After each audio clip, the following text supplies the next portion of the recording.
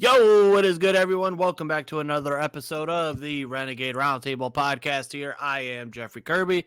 As always, each and every week, we are joined by Jarryd, unlike last week where we were joined by The Undertaker, the, the man of darkness. He has actually come and got himself some light. So, Jarryd, welcome back. How the hell are you? Doing good. It's a lot going on today on Thursday. NFL honors here in less than an hour. Yep. Wearing the TJ Watt next defensive player of the year, hopefully here very shortly. We'll get into that a little bit later on tonight.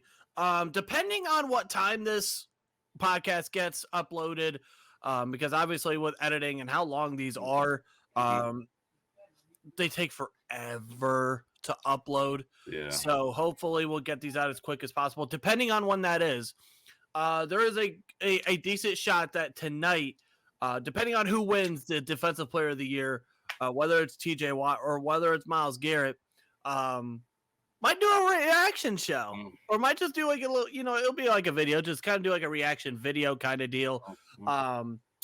If Myles Garrett does end up winning, we might have my boy Hunter. You guys have seen him numerous times on here. He's a Browns fan.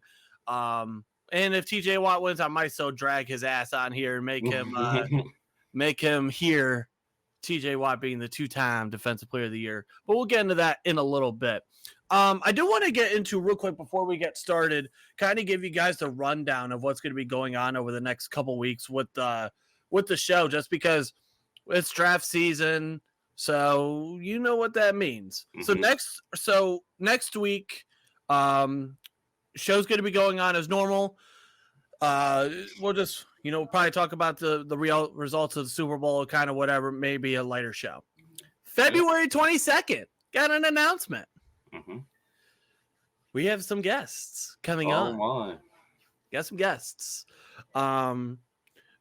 Beginning of the season, it was literally the day before I went to Pittsburgh for week one. I was on the Draft 412 podcast, and now it is time that they are coming to our show.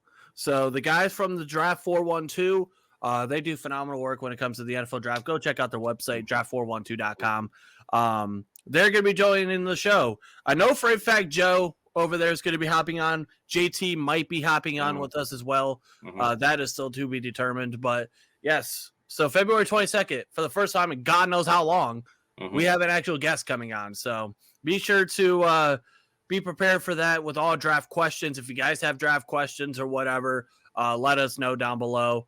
Or just you could ever DM us or whatever, tweet us, whatever the hell it is. You guys can do that, and we'll have those out for you guys as well.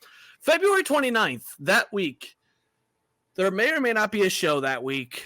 I am going to, that Thursday, I have been asked to be a part of a production for someone who's running for our local sheriff here in our county, and they're doing a live event. So I will be a part of that production on Thursday. So may or may not be doing a show sometime in a different part of that week. Just depends on how the schedule works, which leads to March 7th. March 7th. Let's talk about February 29th. That weekend, that right around there is the NFL Combine. If you guys have been following over the last couple years, you know what happens right after the Combine. It's mock draft season, baby. March 7th, live here on the Renegade Roundtable YouTube channel, we will be doing our mock draft 1.0. It's going to be obviously me and Jarryd. We're going to have Hunter on as well. We're going to have Herb on as well, like last year. So we're going to have some different personalities. Obviously, mostly all Steelers fans with a mix of a Browns fan, an Ohio State fan, a couple of Ohio State fans, a Michigan fan, and a UCF fan. So you're going to get kind of all over the damn place. Those were really entertaining last year. If you haven't yet, even though last year's draft's already happened, obviously, if you guys want to go and recheck out those live streams, those were kind of fun. For our mock drafts. And then March 14th happens. That's a Thursday. That is my birthday. That'll be my 25th. No. So who the hell knows what will happen? Who the hell knows? But that's over a month out. So we'll figure out, go from there. Just a little over a month, not too far. A little over a month. So just kind of give you guys a little rundown of what's going to be going on over the next couple weeks. So yeah, there you go. There is that. Got that out of the way. Done, set, over. Got a couple things we're going to get into tonight. Obviously, we have the big game on Sunday. Yep. We're going to check out Matt Miller's mock draft. He put out a 2-rounder. Now, we'll definitely go through round 1, and then we'll kind of just real quickly maybe skim through round 2, just see what he has. And then we're going to get, towards the end, we're going to get to the fun part, and that's where we'll talk about the NFL honors. I always have a mixed reaction about the Super Bowl, whether the Steelers are in it or not. Because, now granted, that hasn't happened in 15 plus years or something like that. Sad. Love the Super Bowl because, well, it's the Super Bowl. It's a whole party. You know, it's fun. The whole week is crazy. The whole week is great. But there's a bad part to it. It's the last game of football we get till August and September. Yep. That hurts. It does hurt already. It hurts. I mean, now, if you're someone like me who this year I am attempting to get back into NASCAR. Yes, I am pulling out the full 100% Caucasian of myself and getting into NASCAR again. I used to be into it when I was little. So hopefully maybe that'll help me look forward to something on the weekends till we get into the summertime where I could go out golfing again. And once I recover. Well, you got baseball. You get baseball. Do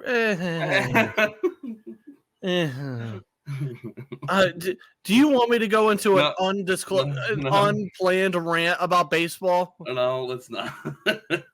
Because you just brought up something that just kind of pissed me off. But we'll see how I feel.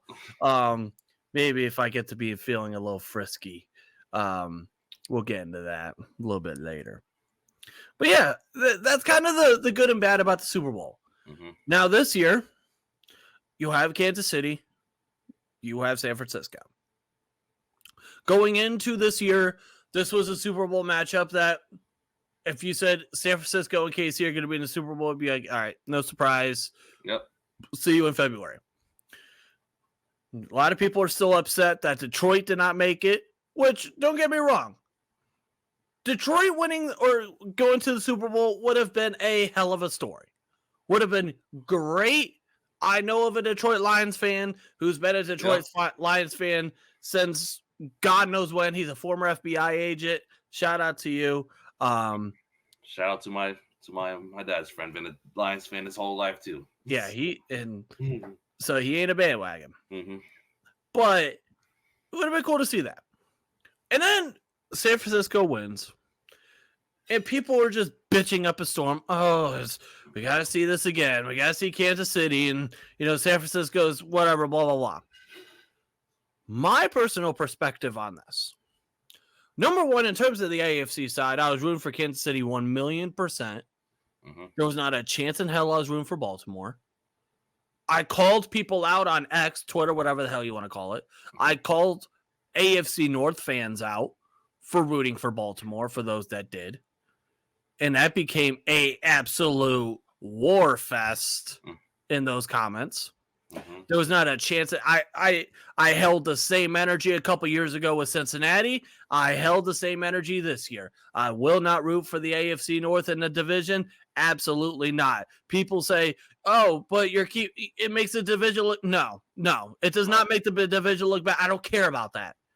They are our rivals. They will always be our rivals. I don't care. If this roles were reversed, if the Steelers were playing in that, do you think Baltimore's root for you? No. Do you think Cleveland's root for you? No one is. You think Cincinnati? Absolutely not. Hell to the no. So it was not a chance in hell I was rooting for them.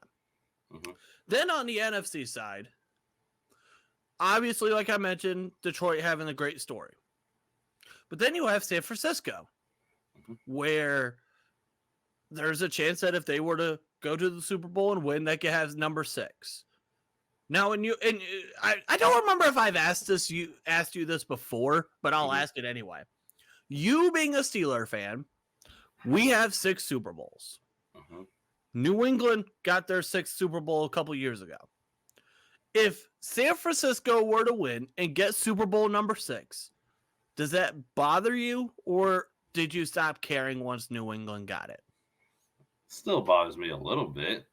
You know, you want to still be at the top of the mountain, you know. I mean, you still would. Yeah, still would be upset. I still be. I want always, you know, growing up your whole life, the Steelers had the most Super Bowls, you know, growing up until New England came and had a couple of years ago, and I still want to be at the top. I'm just competitive, so I'd rather just still be at the top. I'll be a little bit upset. So this kind of prefers my decision for Kansas City to win, but honestly, I don't care who wins personally. As long as my bet's it, is all I care about. Well, speaking of bets, we usually don't talk about betting on this show, but let's do it. And before I get into what I got to say, so what are your bets that you have on this game? Oh, gosh. I got to go. It's a whole bunch. Did you bet on what color Gatorade they're going to have? No. Did you bet on how long the national anthem's going to be? No, I didn't do that. No. I need to predict the coin toss, which reminds me. Did you bet on what side of the bed that Patrick Mahomes is going to wake up on? Oh my God, you're so hilarious, man. No. But I have to look at it. I don't remember off the top of my head what bets I put in. I know I put McCaffrey and I think Kelsey getting a touchdown. I don't know, anytime. Here are my thoughts on this. What if San Francisco wins? Once New England got it, it's like whatever. Yep. And here's the thing about San Francisco winning 6 versus like when the Steelers won 6 versus when New England won 6. New England won all theirs in a 20-year span, less than 20-year span. Yep. Pittsburgh obviously got theirs 4 in the 70s and then got 2 in the 2000s. Yep. It's kind of similar with San Francisco. They got, what was it, 3 or 4 in the 80s or something like that, and then 1 or 2 in the 90s, somewhere in that range. Or maybe if somewhere in that vicinity. Between the 80s and 90s, they won 5 Super Bowls. So it was kind of similar. They're kind of similar in those aspects where I think we kind of were able to spread ours out a tiny bit more. Yep. Where we had 4 in the 70s, then 2 in the 2000s.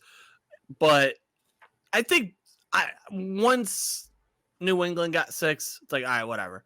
Now, if San Francisco were to go back next year, say they win on Sunday, and then they go back next year, or if that happens before the Steelers get 7, oh, then 1,000,000%.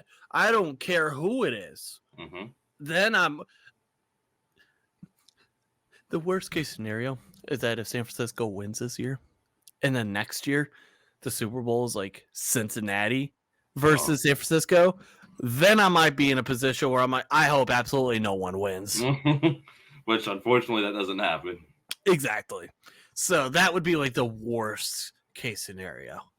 But because obviously we all know New England ain't gonna get there anytime soon. No. Because they got some work to do. We still got some work to do as well, but they hired a quarterbacks coach today. Came from the Chargers, if I'm not mistaken. You are correct, sir. So, hey, he was someone that worked with Justin Herbert. Now, granted, Justin Herbert was a lot more higher of a prospect than what Kenny Pickett was, in terms of just overall status and just overall talent as well. Justin Herbert's a dog. So if there's any way that he can bring anything to Kenny Pickett to elevate his game at all to go along with Arthur Smith, then we'll go from there. I'm just interested to see how this all plays out, because people are still talking like we're going to trade for a quarterback, or maybe, should the Steelers trade for Justin Fields, you could give a call on our hotline. Now, we don't exactly have, but you could call one anyway. No, I'm just kidding. Yeah, I still see people trying to say that we should go after Justin Fields, which obviously, I mean, it's not going to happen. yeah, You know, it's not gonna happen. I mean, as much as I would like I like to mess with Jarryd about how we're going to trade for Justin Fields, and then we're gonna go inside Taylor Lewan because I still like to buy. I still like to get Jarryd. No, those were the days last year, around this time last year, and I used to mess with Jarryd every week about so. There was someone that played for the Titans. Oh, speaking of a correlation I could make. Oh God. Taylor Lewan was the left tackle for that 2019 team that was led by Arthur Smith as offensive coordinator. So no.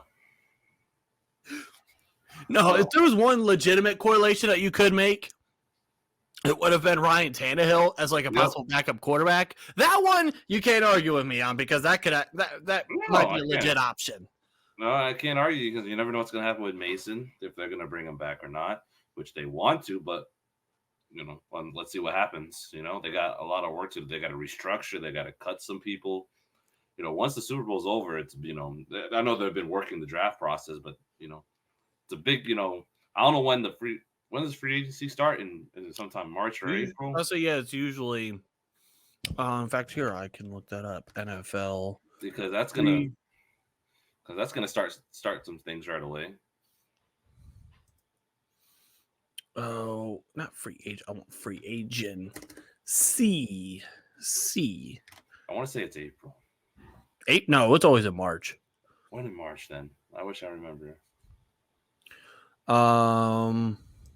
Okay, when does NFL free agency start? 2024. March 13th. Oh, so it's a year before my birthday. Okay. The day before. Wow, look at that. Okay. That's actually interesting. So actually I think what happens is like that Monday is now usually it's like that Monday is when you could start signing players and it's like official. Yeah, so March 11th, so that'd be on Monday during the period at noon. My birthday, yep, that'll be to the tampering period. Yeah, you can go through all that, and on March 13th is the official first day of free agency. So that week, because I remember the one year I did a live stream on my birthday of free agency. I remember that was 2022, if I'm not mistaken. I think it was 2022. So I think that was the Mitch Trubisky year. Mitch Trubisky, wow, yeah. Not well beloved in the city of Pittsburgh. Not well. We'll see you later, Mitch. Sorry, you're not a starting quarterback. You're not. I don't know if you're an NFL quarterback, to be honest with you right now. Yeah, that's you know what's crazy? If you go back and rewatch the 2017 NFL draft, what Chicago gave up to move up one spot to get Mitch Trubisky, they gave up a lot. Yeah, they did. Woo. But yeah, back into the Super Bowl. Back to that for a minute. Who do you have winning? Who do you think is going to win? I think Kansas City is going to pull it out somehow. I agree. And the reason why I think that, I have two kind of points to this. Number one is obviously the quarterbacks. Yep. Brock Purdy's a hell of a quarterback. Yep. You could say that he's a game manager. You could say that he's good because of the system. There's nothing wrong with being good because of your system. In my opinion, if you got put in the right system and you're able to capitalize on that and be successful in that situation, to me, that is not a negative. I don't care. I will make that a positive thing for him, even if I had to witness him whoop our ass in week one. Yeah. Versus Patrick Mahomes. And he's never been there either. So this will be the biggest game of his life. Versus Patrick Mahomes. He's been there. He's won one. He's won two, actually. He's been to three. So to him, the Super Bowl is still special, but it's not like it was back in 2019. That's crazy. So this is his fourth Super Bowl appearance already? Yes, he's 2-1. Oh my gosh! Wow, that is just insane. And everyone thought this year wasn't it, for him, but it's crazy. And here's the second part to this. We've seen at times we've seen Brock Purdy fold like a lawn chair. Yep. We've seen him crumble like a moist cookie. Steve Spagnuolo, Kansas City's defensive coordinator. Mm-hmm. Their defense always is like in the regular season, they're middle to above middle average in the NFL. Then they get to the playoffs and they just find a way to turn it up. They become a whole different beast. They become a whole different animal in the playoffs. Mm-hmm.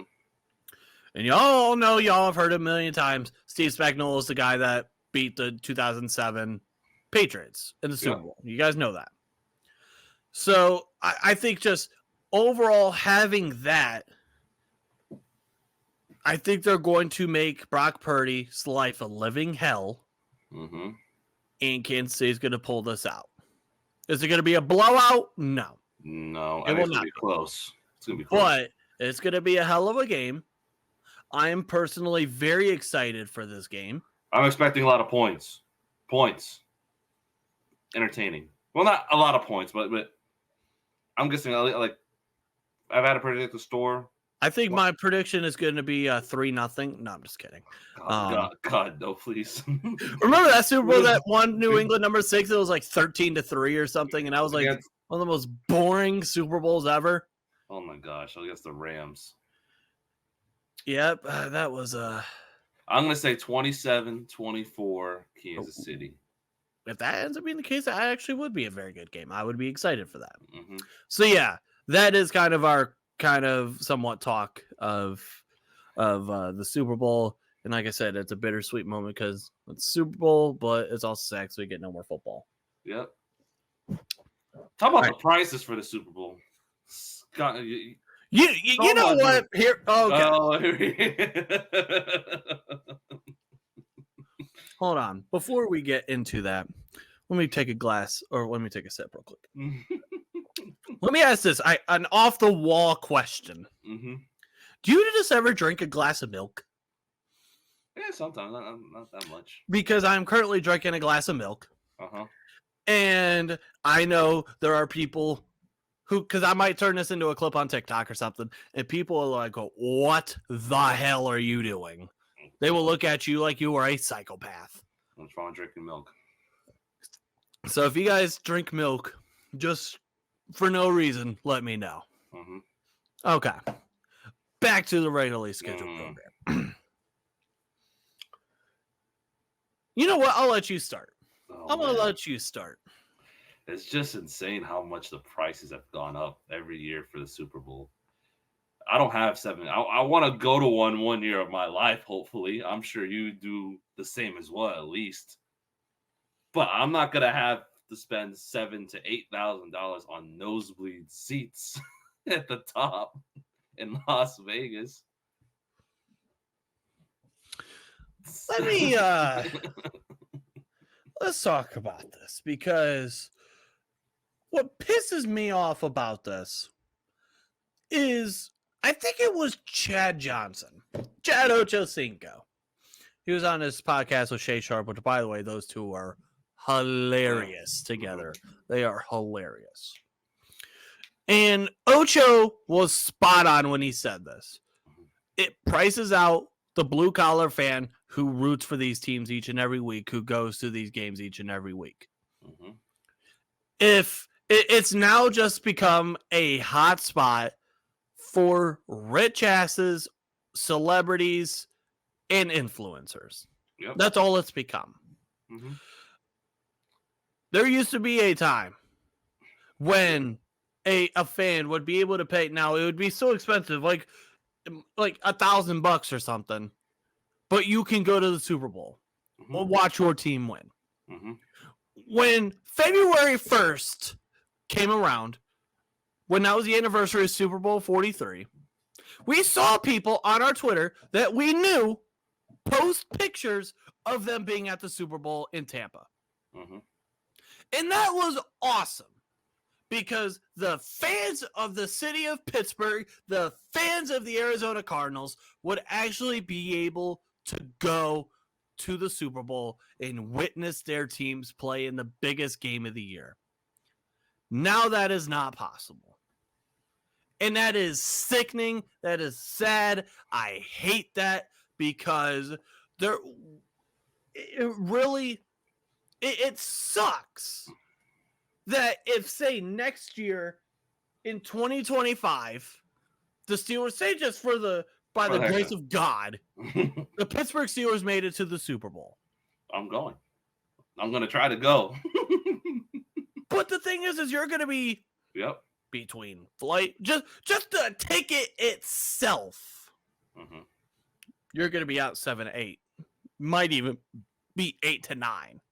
Let's just throw out a round number because I am built like I am round. 10K already. Let's just say 10K. You were out 10K just on a ticket. When you think of the fees and all that, it might actually end up being 10. Mm-hmm. It's insane. It is insanity. Who do you know?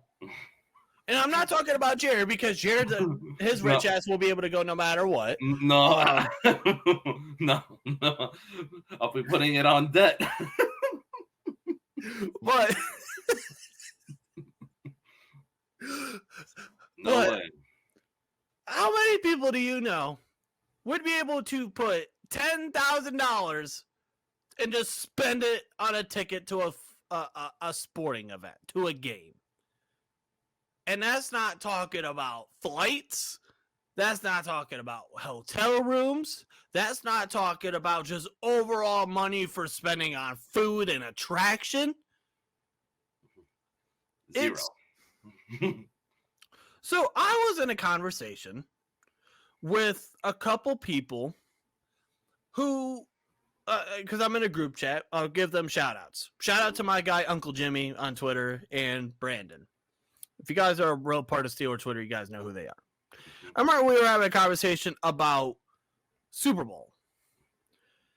And my boy Brandon had possession of Super Bowl tickets to this year's game. But they won them at some event or whatever. And they were able to buy them at face value. Face value was $6,500. And he would be able to resell those seats, those tickets, for $17,000. Wow. $17,000. That's what you could buy with $17,000? That's a profit right there. That's being sold. That's a car. I could go buy a whole car right now. You could live on your own for a little while if you want to. If you could put that away for a rent or mortgage for a little bit. That could catch you up on some bills. Uh-huh. Oh, yeah. Wow, $17,000 for face value. That's insane. It's insanity. And I hate that unless we hit the lottery or unless we get lucky and we get invited to be a part in the Super Bowl. Unless you get invited, be famous, basically. That's literally what it is. That's literally what it is. Unless you get that. It's sad that we're not, because like you said, you want to go to a Super Bowl one time in your life. Of course I want to. It's one of my bucket list items. Mm-hmm. But will it happen? Probably not, because of the fact that it's getting priced out. You'd probably be able to go to a World Series. A more chance to go to a World Series than a Super Bowl. When the Cavs were in the finals in 2016, granted, again, nosebleeds, and granted, there are more games than just one. Yeah. You'd be able to get tickets for $500. And that's which is crazy. Don't get me wrong. Yes, that is expensive as hell. But that's a lot more obtainable. Well, when I went to the All-Star game in Cleveland a couple years ago, I paid $3 or $4. When I went to the All-Star game in Cleveland for the MLB, we paid like $3 or something. Mm-hmm. When I went to Ohio State, Michigan in 2022, I got lucky, but I was able to get mine for like $280 or something. Still, it's expensive as hell, but it's something obtainable. you could actually get that. You could actually pay that. Mm-hmm. Hell, last year for the home opener, I almost paid $400 for some really damn good seats. Now I ended up not doing it. Who knows? Maybe this year I will. Yeah, I paid $300 to $400. Because I got really lucky with my seat for the home opener last year, and I got club seats at face value. Mm-hmm. So I got super lucky there. We'll see what happens this year. Couple months away, and we'll figure out. Because I got to figure out I got a lot of got some shit going on. Got to figure out how that weekend's gonna go out. Because that weekend was honestly out of all the weekends that I've gone to. So that had been my third year going to Pittsburgh for the weekend for a game, and that was by far the best weekend. Oh man, it's that, and then I went the second time I went, the Halloween weekend was awesome. If that's another Halloween weekend's fun, I'll tell you that much. Well, I think it was fun that home opener weekend because, San Francisco, they travel very well. Like Pittsburgh, they travel very well. Fun interactions with them. The city was popping the whole weekend. Imagine if week 1 is against the Cowboys. That would. I ain't gonna lie, that'd be kind of cool. That is our opponent next year at a home game this year. In fact, I want to look this up real quick. I know we're getting off topic for a second, but that's what happens here. We're going to get into this mock draft here in a sec. 2024 Steelers, we'll just say schedule. Yeah, it's it's a lot tougher than this past year. It's not easy. Yes, it is very okay. Not easy. I guess Steelers website isn't going to help us. All right, here we go. So the opponents that you play here at home, obviously the division. Yeah, of course. You play Kansas City. Wow. Jeez. You play Los Angeles. You play the Chargers. Let me say that. Mm-hmm. You play Dallas. You play the Giants. Wow. Chiefs. And then you play the Jets as well. The Chiefs fans and Cowboys fans are going to fucking travel. I don't know how the Giants and Jets. Let's say this. If Kansas City wins on Sunday, we could throw them out immediately because they'll have the Thursday night game. Yep, for sure. That's right. If they win on Sunday, we could toss that out the window. Mm-hmm. Out of those opponents, now the easiest game would be probably the Giants. Giants, yep. Yeah, probably the Giants would be the easiest game that we could get, and where hopefully I could actually see a win.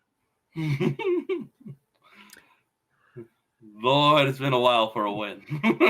I have never seen a Steeler win in person. I'm sorry you haven't seen it. But here's my history. I saw my first ever Steeler game that I've ever been to was in 2018 against the Browns, week 1, the tie. The tie, yep. Where it was raining like a bitch. Yep. My second game I've ever gone to was the Myles Garrett Mason Rudolph game. Yep. I was there. Mm-hmm. Did not see a game in 2020. 2021, I was at the Lions tie. Yep. I've witnessed 2 ties in my life. Mike Tomlin, every time you've tied as a head coach in the National Football League, I was in attendance. Mm-hmm. Saw the home opener against the Patriots at 22. Saw last year against the 49ers in 23. I've seen more ties than I have wins. Yep. It is sad. I have seen the same amount of wins in person as the Cleveland Browns and the Cincinnati Bengals have Super Bowls. Shots fired. That is. But yeah, in terms of actual wins, it'd be easiest to have the Giants. In terms of electricity, in terms of the opposing team's travel, just the overall city popping, Dallas. By far. Man, I can't imagine that. Although Cleveland would be fun. Cleveland would be fun because I almost went to the week 2 game last year. That was. And when those two get together, it's interesting. I bet it is. It's interesting. I haven't been to a divisional game besides Ben's last game, but didn't really count.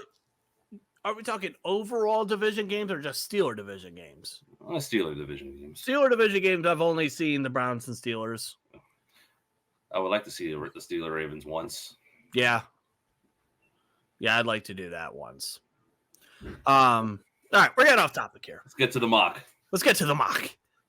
Before we get into here. I got to pull it up here before we get into the NFL honors. So here we go. So Matt Miller's mock drafts, he doesn't have any spoilers in here. Let's get going. So number 1, first overall, the Chicago Bears select Caleb Williams. Obviously, there's not going to be really any surprises with this. Nope. You know, we've seen it in every mock. Number 2, Washington, again, not really a shock there. Although I will continue to say this, if for some odd reason this ends up being Jaden Daniels, that would personally not surprise me at all. Number 3, the New England Patriots selecting Jaden Daniels. This one, now in terms of position, would not surprise me. Nope. Now, if this was if this was Bill Belichick ran team, I would say I don't know. Yep. But because you have Jarryd Mayo, he's your new head coach, I would not be surprised here. But if you wanted to flip these two, make it Jaden Daniels here, Drake May here, would not shock me at all. Nope. It's going to be a quarterback.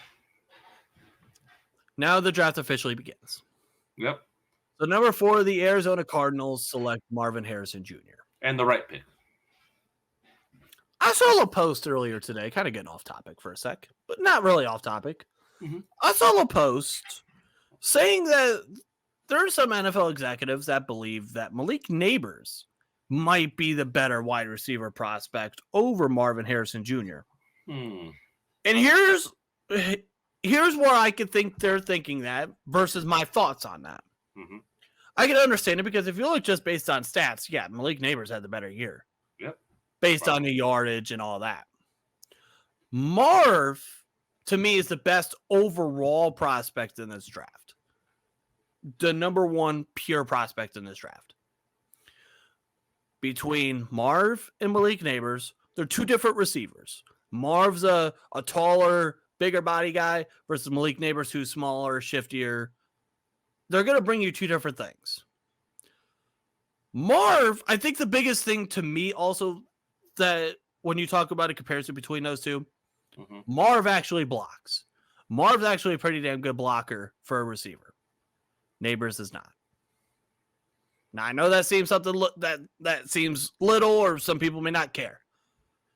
But that is something that if you have a receiver who can block downfield, that is something. It helps. But this is the correct pick, like you said. I agree. Number 5, speaking of Malik Neighbors, the LA Chargers select Malik Neighbors. Man, really? Oh yeah, because of what's his face? Quentin Johnson was not good last year. Yep. Keenan Allen is getting up there. Mike Williams is coming back from his ACL. You get Jim Harbaugh with Justin Herbert with Malik Neighbors. Good God. Yeah. Goodness gracious. Because I think it is more valuable than maybe a defensive player at this spot for them, because they need defense as well. They need it. They do. Although I would question at number 5, is there someone that you can say at value at number 5 if you were going to stay there? No, yeah. Do you think that Dallas Turner is someone that you could? Yeah, we don't know that. Is he at value at number 5? If you wanted a corner, Terrion Arnold, or so you know who is starting to, I think, rise and has a chance to be cornerback 1 by everything said and done is Quincy Mitchell from Toledo. Yep. And a lot of these mock drafts, we've seen him kind of be in the middle into the 20s in the draft. Yep. Now, am I saying that Quinny Mitchell's going to go number 5? No, I'm not saying that. But what I am saying is I would not be surprised if by when we get to April, if he ends up not being cornerback 1. Yep. I would not be fully surprised. But when you break it down like that, I'm not sure if there's value, if the value meets. The value meets with a receiver at number 5 in Malik Neighbors. The value's there. The talent's there. So I think if you break it down in that perspective, you break down a huge need here. Number 6, the New York Giants select Rome Odunze, the wide receiver. So far, you've had 3 quarterbacks and 3 receivers. Yep. If you are a team that needs an offensive tackle, hell, if you're anyone that needs any type of defense, if you don't need a receiver or a quarterback, you are ecstatic. You are chilling. You are chilling. You are happy. And we've mentioned this before, and I'll say it again. The Giants, they need they need that dude. They need that guy as the number 1 receiver, and Rome Odunze would be that guy. Yep. Hell, any of the top 3 receivers, Neighbors, Marv, or Odunze. Yep. Any one of those is with the Giants, one of the 3. You would be ecstatic for. Number 7, the Tennessee Titans select Joe Alt, the offensive tackle from Notre Dame. With Tennessee now getting Bill Callahan, offensive line coach. He was with the Browns, who is one of the best. That the Browns' offensive lines over the last couple of years have been pretty damn good, if not one of the best in the leagues. You bring him in, one of the best offensive line coaches in the league. He could, and I think Joe Wall is the best offensive tackle prospect in this draft. If you wanna make a lock on a pick besides like the top 3, or I think this is a lock as of right now. Still early for. They could go a different off. They could go Ola, but until we see after the combine, see what happens. But I think Joel, as of now, is probably the lock pick for the offensive tackle 1. I've seen him just basically at 7 in pretty much every mock. Yeah, I mean it's what they need. They need an offensive tackle. Last year they got Peter Skoronski. Yep. I personally viewed him as a guard more than anything. You could kick him inside. Then you have Joe Walt, Peter Skoronski on your left side of your offensive line. I would love that for them to protect Will Levis and to help out whatever's going to happen with them in the run game, depending on what happens with Derrick Henry. We already know what happens with Derrick Henry. He's gone. I'm just going to say that now. Speaking of running backs. No, here we go now. We'll save that for the end. Here we go. No, just get over it now. You already brought it up now. We'll save it for the end. Yeah. Number 8, the Atlanta Falcons select Terrion Arnold, the corner from Alabama, for the 3rd straight year that they have the 8th overall pick, because the Atlanta Falcons are what I refer to them as a Honda Civic franchise. There's an inside joke with that because there's someone I know who calls them a Ferrari franchise, and I call them more of a Honda Civic franchise. Oh my gosh. And I'm talking about the 98 Honda Civic. That's about dead. So, this is interesting. This comment right here. It's a little too early for Michigan's quarterback, J.J. McCarthy, or any other passer. Now, granted, he's mentioning that there's a chance I could go and get Justin Fields or Russell Wilson. I would not. I think in terms of what they would want to do, I maybe agree. But for some ungodly reason, this kind of been sticking in the back of my mind recently. Because if there's 2 wild cards in this draft for me, it's J.J. McCarthy and it's Brock Bowers. Yep. Those are the 2 wild cards. Because where is J.J. McCarthy going to go? No because depending on where he goes, that can throw off some things with other teams. Yep. If they were possibly looking to get him, now he's gone. Or if you're a team that is hoping that he's going, like right now, if you are a team, let's say that needs a corner, or like let's just throw a team out, Minnesota. you would be kind of hoping if you wanted to get a corner, for an example, because that's their yearly tradition. You would be hoping that Atlanta would be taking J.J. McCarthy because that means you've had 4 quarterbacks and 3 receivers come off the board. You would be praying for that. Wow, 4 quarterbacks, 3. Yeah, that'd be crazy. Wow. I mean,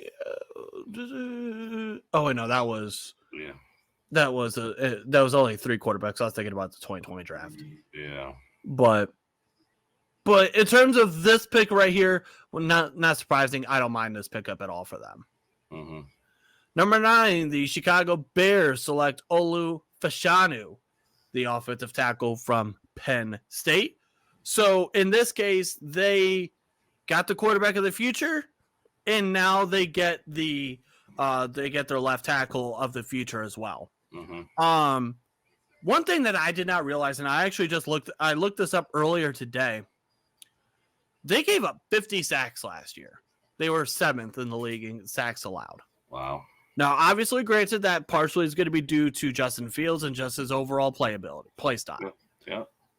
I think if you're going with Caleb Williams, like they are in this situation, like we all expect them to happen. Caleb Williams, I've said this from the get-go. I think he's someone that's going to take a lot of sacks. Mm-hmm. So you need to protect your franchise quarterback at all costs. Now, I think Olu is not as high as Joe Alt. I'm not as high on him, but I think he's still a damn good tackle. Yeah, that'd be great. You need to do everything in your power to protect him. Mm-hmm. So, this is a position of need. So they get the quarterback and they get the left tackle. Yeah. Number 10, the New York Jets select Tyrese Fuaga, the offensive tackle from Oregon State. Now, granted, if Joe Wall or Olu was on the board here, then it's obviously one of them two. But obviously they're not. And last year, they got screwed of an offensive tackle. They got Will McDonald, who ended up not doing a whole lot for them last year. This year, they actually get their left tackle. Yep. Because I've said this a million times. Dwayne Brown is 99 and a half years old. He was around when Abraham Lincoln was assassinated. Jeez. Can't believe still. Get him out, man. Get him out. Put him in retirement home. His feet are about as stone as what it looks like when you've been caught in the ocean, under the ocean for 25 years. It's all brick and stone at this point, and rock hard. That's his feet at this point. No, but Fuaga, I mean, they need an offensive tackle badly, and there you go. Mm-hmm. They needed one. Number 11, the Minnesota Vikings select Dallas Turner, so they do not take their annual corner like they do every year or every other year. So they go defense here. If they went corner here, man, Quinyon Mitchell would have been a great pick for them, to be honest with you. Or Kool-Aid McKinstry. But, I think, pick the right corner, hopefully. Hopefully. Now, he's mentioned that so in terms of this, they need D-line help badly. This gives them that. What he's mentioning here about the quarterback position, mm-hmm. I remember having a conversation with Herb a little while ago. And me and him were talking about possible, because we all know he's a Michigan guy. So, of course, he's going to care about where J.J. McCarthy goes. Mm-hmm. And we had a conversation about that. And I said the one team that would not fully surprise me if he went there was the Minnesota Vikings. Mm-hmm. Number one, there has been precedent of them taking quarterbacks when you weren't expecting it, or who. They did it back in 2011 with Christian Ponder. Yeah. Great. I totally understand that it's different front office, but, there's precedent there. Kirk Cousins coming off of an Achilles injury. I would know about those. Yeah. And he's probably going to be gone because he's coming to Pittsburgh. I am kidding. It's going to be Kirk Cousins and Le'Veon Bell.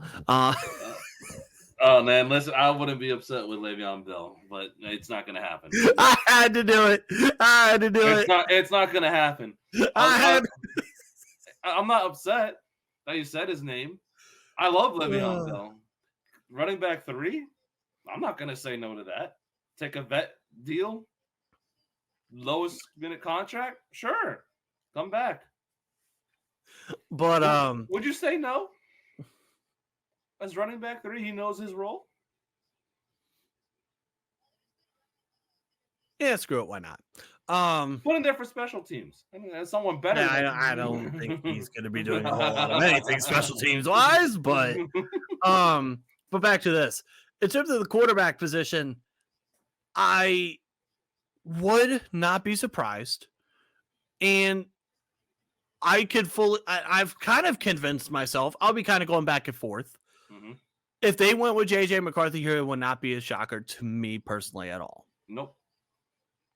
I don't think so either. Number 12. Kirk ain't coming back.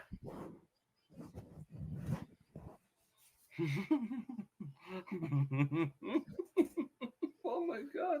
I was trying to. Why are you putting your hands down? I was like, oh, let me read this tiny print. Oh, I know who this is.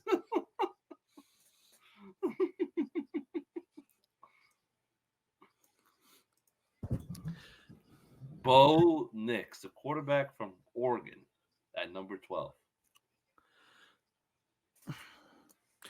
You know what? Let me go back to the same post that I talked about earlier when I talked about Marv and Malik Neighbors. It was on my Facebook page earlier. It was so NFL's or where was this at? It wasn't on Facebook. It might have been. I don't know. It was somewhere. And I remember people seeing that, or it might have actually been on Twitter. In fact, I need to go on Twitter. I think it was on Twitter. Bo Nix at 12. What do you see, sir? Is my question. What does he say? Please tell me. Oh, I gotta find this. Nix coming off a solid season. Okay, here we go. So it was someone on Twitter said, quote, oh, God damn it, it went away. Let me get it again. Okay, here we go. It was, quote, if Bo Nix goes in the first round, the GM for that franchise should be fired and arrested. And I said, glad I'm not the only one that's on this train. Have seen 3. Now it's 4 mock drafts. Have them going into top 20, and I just don't get it.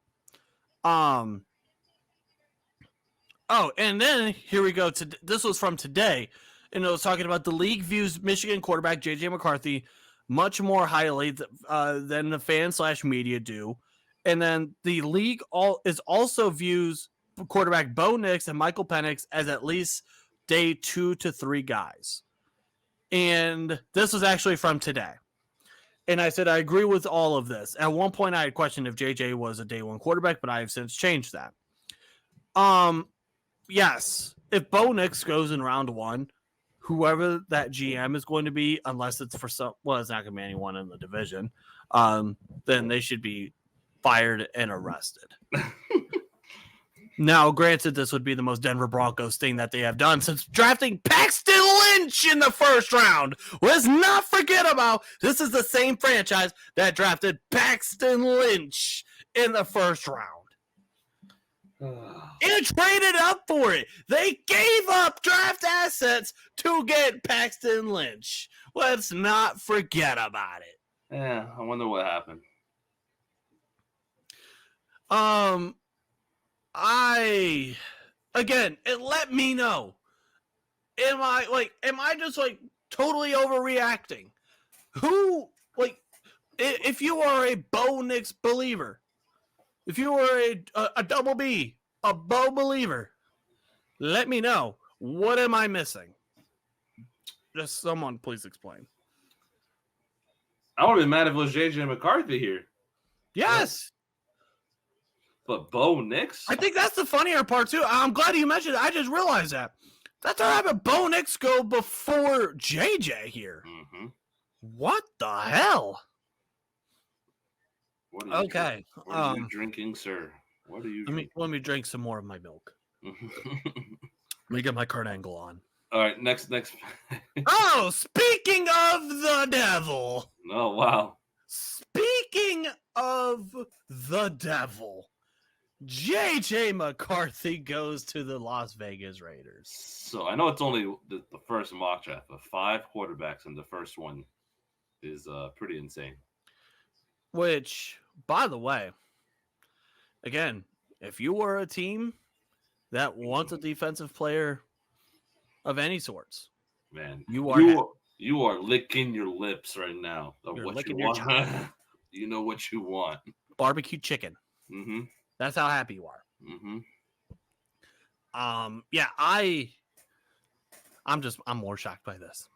Jesus. I'm just Raiders is fine. This makes sense.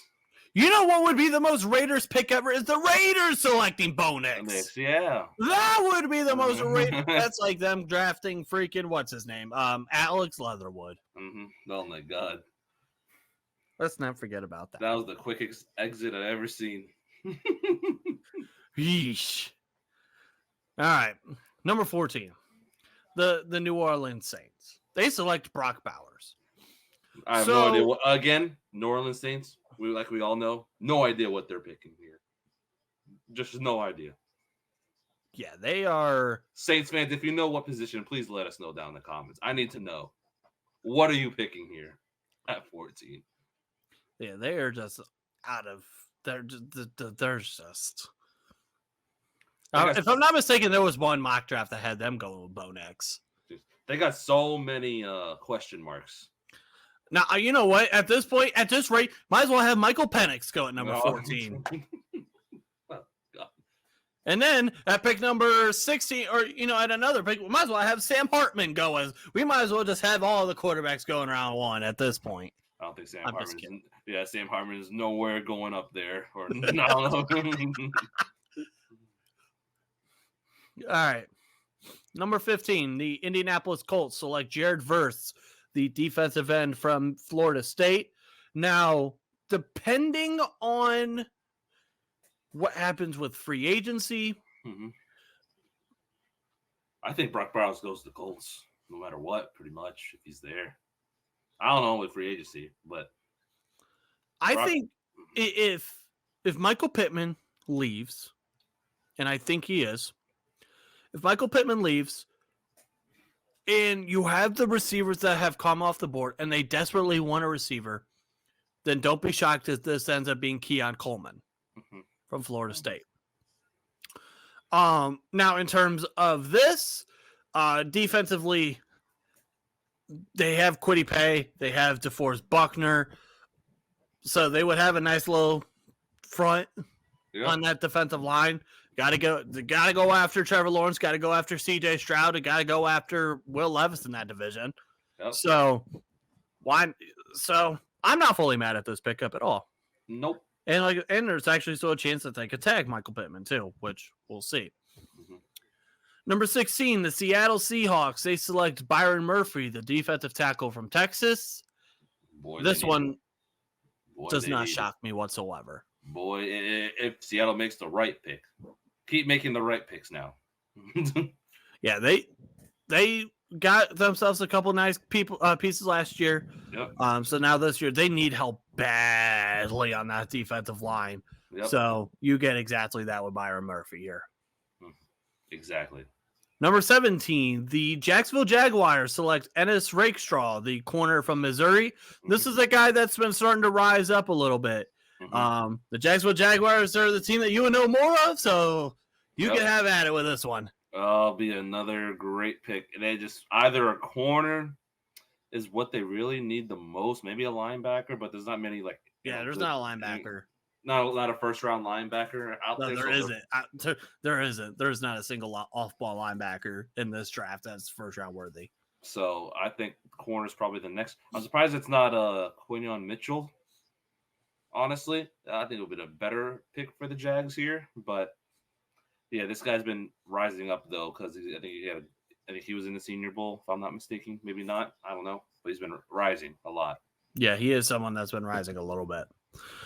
Number 18, the Cincinnati Bengals select Brian Thomas, the wide receiver from LSU.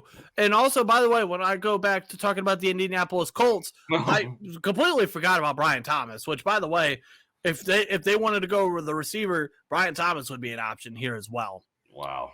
I totally forgot about that receiver as well. The Bengals going for Brian Thomas. So they turn into the Cincinnati Tigers. Pretty much. They are just LSU North. Man, no offensive line help for poor Joe. Jesus. Joe's just going to keep getting killed back there. If the Bengals don't get an offensive lineman in the first round, I feel bad for Joe. I just feel bad for him. They're not protecting him, even with the free agents they get. It's just not helping him. They're going to turn that man into Andrew Luck. I know it's bad. As much as I hate to say it, they got to protect Joe. Joe is your franchise quarterback. Number 19, the Los Angeles Rams select Tyler Guyton, the offensive tackle from Oklahoma State. So now if you are, for us Steeler fans, where the butterflies are starting to roll. Yep. Butterflies are starting to roll. We're going to be getting nervous. We're going to be sweating cannonballs. Man. So at this point, you still got Quinion Mitchell. That's tempting. By 20. Still got, I guess that's still a good couple tackles. So I'm sure they're probably going to take one here. I was say, there's Amarius Mims. He's a guy he's available. I wouldn't be surprised if he's in the next pick. But in terms of this pick for the Los Angeles Rams, I don't mind this pickup at all because it feels like their offensive line is always kind of all over the place. Oh, great. And so they're showing Myles Garrett on the screen, huh? This is the walk, by the way. Oh, so for NFL honors. So yeah, that means because this starts here in about 40 minutes. We'll be off the air by then, so we'll be able to watch and then we're gonna do our reaction. Mm-hmm. But yeah, I don't mind this pickup at all for them. Mm-hmm. All right, here we go. Show me a tackle or a corner. With the 20th pick in the 2014 NFL Draft, 24. Pittsburgh Steelers select Amarius Mims, offensive tackle from Georgia. Let's go. That's good. That's fine. Now, and that's fine. Now, here would be my only question here. Mm-hmm. And this is something that's going, and as we go on with the draft process, something that I want to be monitoring. The status of Jackson Powers Johnson. Because how is he being viewed? Is he going to be viewed as a second round pick? Or is there a team that's going to pick him in the first round? Man. If he starts to rise and you think that he's going to be not going to be there with that second round pick, but you can justify taking him in round one, I would not be. I would be okay with that. I almost forgot about that. JPJ going first round. Or if you're the Pittsburgh Steelers, you're thinking, hey, you take your offensive tackle in Amarius Mims. Mm-hmm. You have your two tackles of the future. Gets Dan Moore the hell out of here. Mm-hmm. And you think, could Zach Frazier from West Virginia be there in round two? There's your question. I think that I was looking at a lot of Steeler mocks. I think a lot of Zach Frazier's, of course, JPJ. If he's there, I see him reach at 20. It's not. I wouldn't be surprised, but it just depends when he's going to be. How he's right, and that's just a big thing is where do you think Jackson Powers Johnson goes? If you think that you absolutely want to get him and maybe want to take a tackle in the second round, okay. Or as much as I would love to get Jackson Powers Johnson, I would be happy with getting Amarius Mims. You get your first round offensive tackle here, and then you come back in the second round and get Zach Frazier if he's there. I would be fine with that as well. I would be ecstatic with that. So there you go. Number 21, the Miami Dolphins select Jerzon Newton, the defensive tackle from Illinois. Yes. Just yes. Yes. Just yes for the Dolphins is all the answer. Yes. Yes. That's all I'm going to say. Yes. And pair them up. Okay. This might be my favorite pick so far of this whole entire draft. Quinion Mitchell going number 22 to Philadelphia. It's a big win for Philly. Yeah, if you're Philadelphia, you are as happy as can be. It's a big win. Big A win for Philly. huge win. Like a huge win. Because, so I just watched him this week. Mm-hmm. I think if he can fully develop, I think he could be a Jair Alexander. Mm. And if you could be a Jair Alexander, you're doing yourself very well. Because he's one of the better corners in the league. Mm-hmm. I do think that he is not the best with tackling. That I will say. Yeah. But dude is a stud, and he's going to bring you special teams value. Which, if your team, it doesn't matter where you are in special teams, it will always bring you your value up a little bit if you could contribute there. And obviously, their secondary was nowhere near as good last year. They need help on that defense. You've invested in that D-line for multiple years in the draft in a row, so why not help yourself out in the back end? Yep. Number 23, the Houston Texans select Kool-Aid McKinstry, the cornerback from Alabama. That'd be a great fit for Houston. So now you get him and Derek Stingley. Derek Stingley. Ooh, that'd be nice. Be very nice for Houston. I like that a lot. Very nice for Houston. I like that a lot for them. Number 24, the Dallas Cowgirls select Keon Coleman. So now you get CeeDee Lamb and Keon Coleman in the same offense. Mm-hmm. Not too shabby. Nope. Not too shabby. Not too shabby at all. I would not be mad at this at all.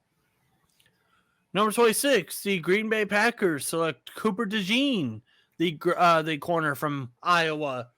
So he's going to be turning in the black and yellow for some green and yellow. Man, he'll be turning in a Hawkeye for a cheesehead. I would love Cooper DeJean though. Man, it sucks. But we'll see. And yeah, he's a guy that he can be all over the damn place. All over the place. That's the thing I like about. He can be all over. Yeah, you can play him as a nickel. You can play him in safety. If you need to play him outside, you can play him outside. He can do it all. He can do it all. Whoever gets him should be really happy. That's all I could say. No matter what, it's a good pick. Number 27 or 26, the Tampa Bay Buccaneers select Troy Fautanu, the guard from Washington. So, I mean, I know recently one of their offensive linemen, I think it was Ryan Jensen, just recently retired. I know, if I'm not mistaken, he's a center anyway, but still want to help out on the interior part of that offensive line.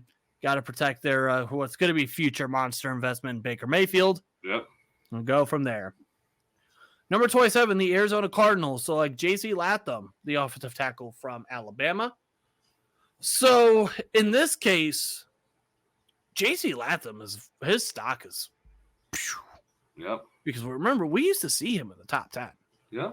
We used to see him in mocks going to the Jets. Yep. At number 10. And now he's 27 to Arizona. Now, I understand why. Mm-hmm. When I watched the tape, I understood why. I'm not saying he's a bad player. He's good. But here's the problem that I have with this pick, though. They mentioned that DJ Humphries tore his ACL in the final game of the year. He's not going to be there for this part of the year. Now, Paris Johnson did what Broderick Jones did, slid over to the right side when he's a natural left tackle, did not play well on the right side. Mm-hmm. So if you move Paris Johnson back to the left side and you have J.C. Latham, who's someone who's going to commit penalties. It's just he did that at Alabama and he's going to do it in the NFL. You get your two tackles in your natural positions, but you have one that struggled in his rookie year and you have one that has some holding issues and some technique issues at times. You got to hope that they could develop and turn out pretty damn good for you. Yeah. Damn. Number 28, the Buffalo Bills. So here you go. So Jackson Powers-Johnson goes to Buffalo. So the conversation that we had earlier, could he go in round one?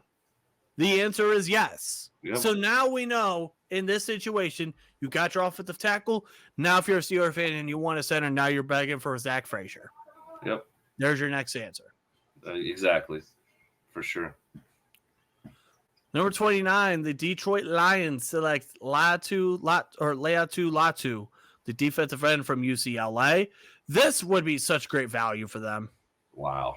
Although I think that me personally, I think I would rather have them gotten granted, I don't think the corners that are available, I don't think that the corners that they would want are there.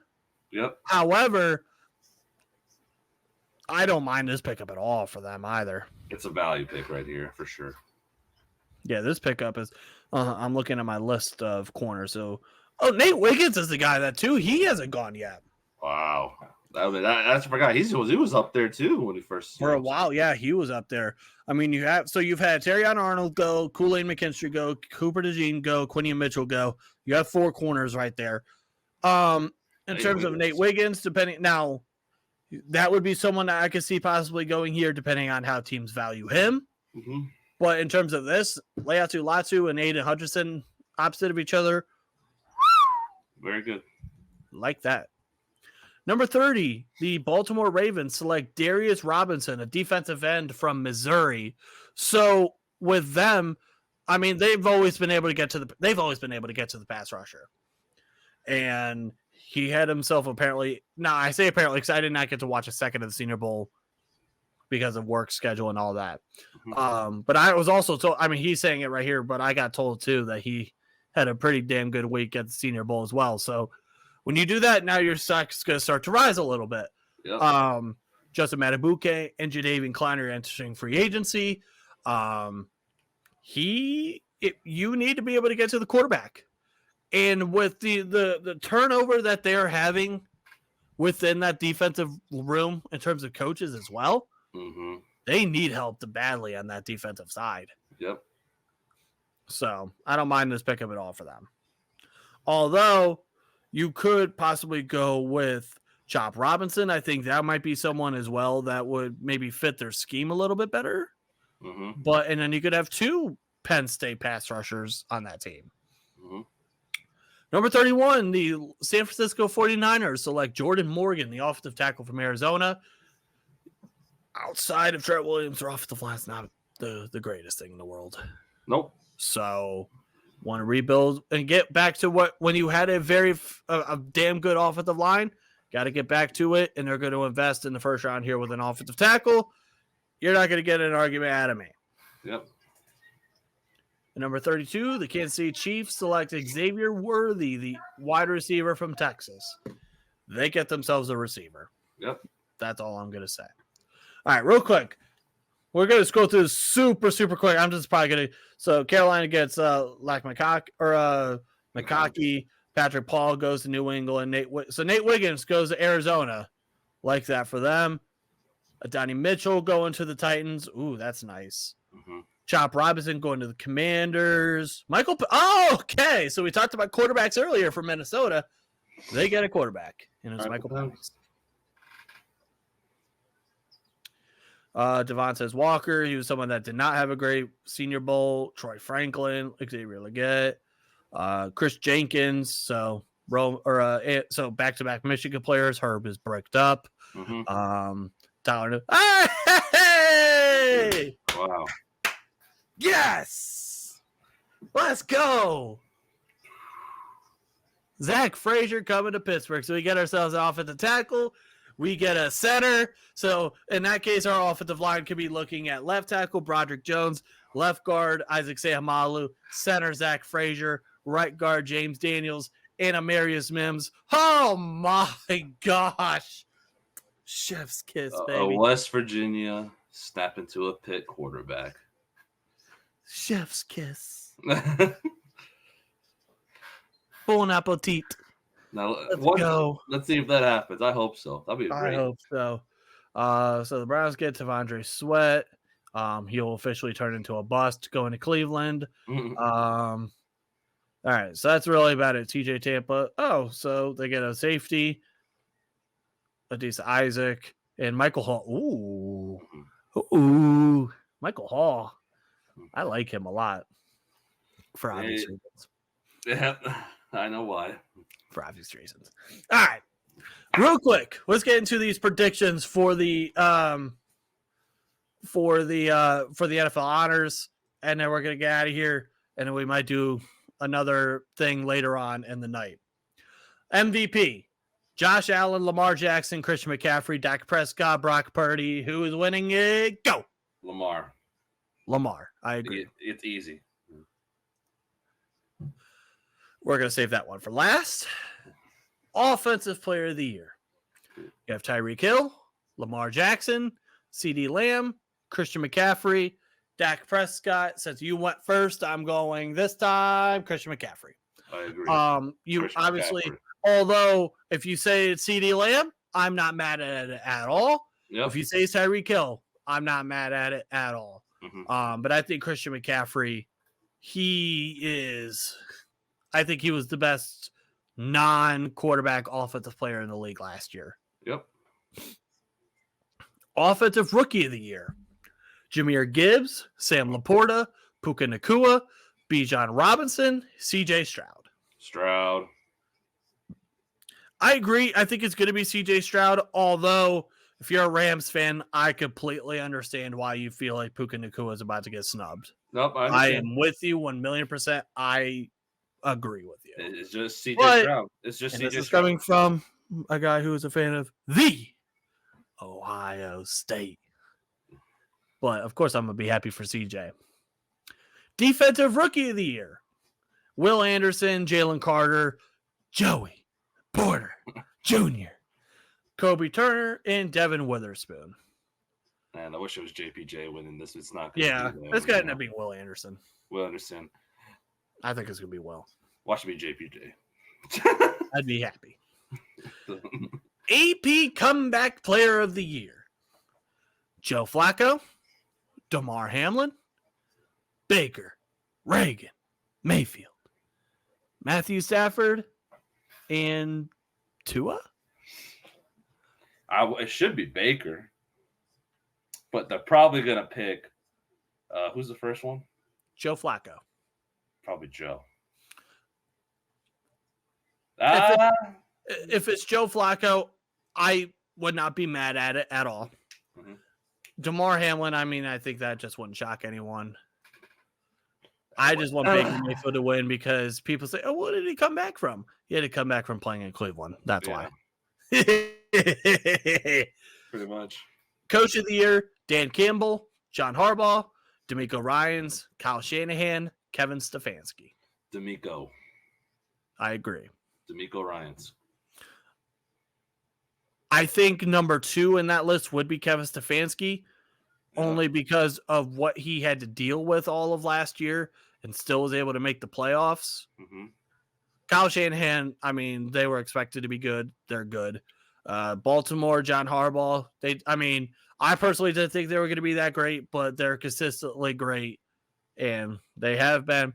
Dan Campbell, I think because of the fact that they actually had expectations this year and filled them, that would be why he wouldn't win. D'Amico, they went from being the second overall pick, being bad, awful last year, to win in the division. That's why I think he won a playoff game. And won a playoff game, which makes it even better, especially with who they played. All right. Here we go. We already know this conversation. I don't even know why I'm going all down. Well, we're going to do it anyway. We're going to do it anyway. Defensive Player of the Year: DeRon Bland. No. Max Crosby. No. Micah Parsons. No. Myles Garrett. No. Trent Jordan Watt. That should be the answer. Let's talk about this real quick. This will be the last thing we talk about before we go. Let's talk about actual stats and not pretend stats that PFF like to bring up. Let's talk about the tail of the tape. Sacks: TJ Watt 19, Myles Garrett 14. One up TJ Watt. Quarterback hits. TJ Watt 36, Myles Garrett 30. 2-0 TJ. Tackles for loss. TJ Watt 19, Myles Garrett 17. 3-0 get the brooms out. Forced fumbles. They are tied at 4. We're going to game 5. Interceptions. TJ Watt 1, Myles Garrett 0. But we won't count that one because Myles doesn't ever go on in coverage. I'll give him that. Defensive touchdowns. TJ Watt 1, Myles Garrett 0. Pressures according to Pro Football Reference. TJ Watt 50, Myles Garrett 37. Pressures per SIS. TJ Watt, I guess, had 85 versus Myles Garrett 76. I don't know where the hell the difference in those are, but regardless or not, it fits our agendas. Pressure percentage. TJ Watt 17.7, Myles Garrett 16.9. Pressures per PFF. Our best friends over at PFF. They're tied at 86. And then pass rush win rate, because we all know that's the only stat that Cleveland Browns fans and Sam Monson care about. Myles Garrett does beat TJ there. I will give him that. And he also beats him in pass rush productivity, whatever the hell that is. What is barely beats him there, but he does win. So I'm not going to fully just not mention things that Myles Garrett beat TJ in. But when you look at the stats that actually matter, you get the broom. It should be TJ. I know we're Steeler fans, but if you're if it's, let's say if it's Max Crosby and Myles Garrett with TJ Watt stats, who are you picking? So wait, say that again. Let's say a different defensive player. It wasn't TJ Watt. Let's say it was Max Crosby or Micah Parsons with TJ Watt's stat line. Let's say Micah Parsons had TJ Watt's stat line and Max Crosby, because Micah Parsons is an outside linebacker and Max Crosby is a defensive end. So we'll use those two as an example. I would still say Micah Parsons. Exactly. So I'm just proving my point here. Not fitting my agenda. I want TJ to win. Of course, I'm a Steelers fan. But stats don't lie. Tape don't lie. And the people who vote better vote right. That's all I can say. If they actually watch tape. So, yeah. Not a popularity contest. It's Defensive Player of the Year.